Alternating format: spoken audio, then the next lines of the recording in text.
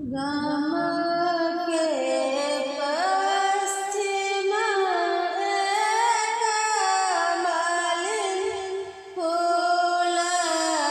फूलबरिया फूल फूलाए का चनार हे गाम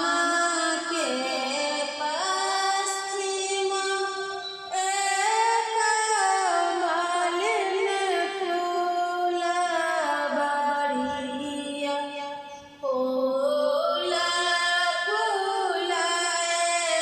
का चनार हे तारी तारा मालिन बेटी पलंगा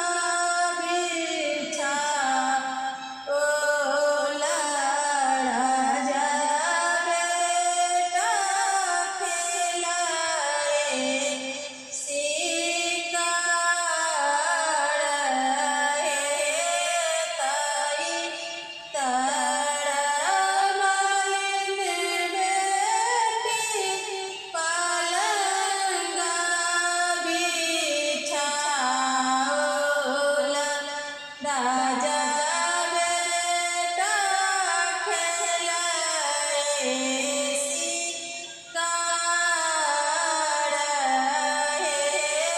सब दिन आवे होड़ा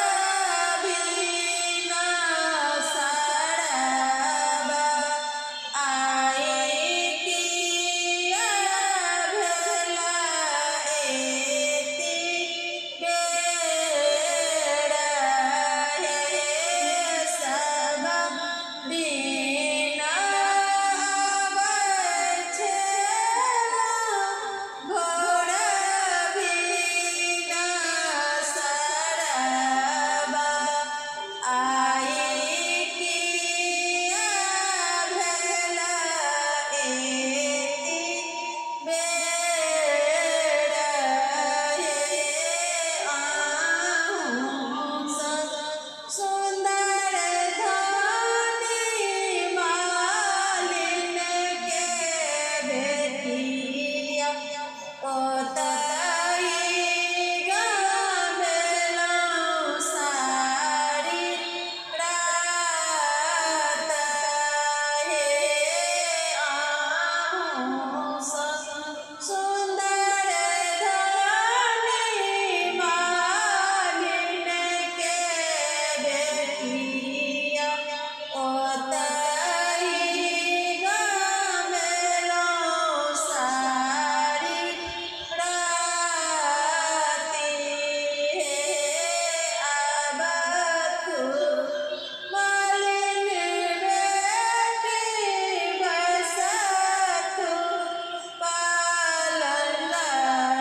चढ़ी कोना ना जोड़लौं सीने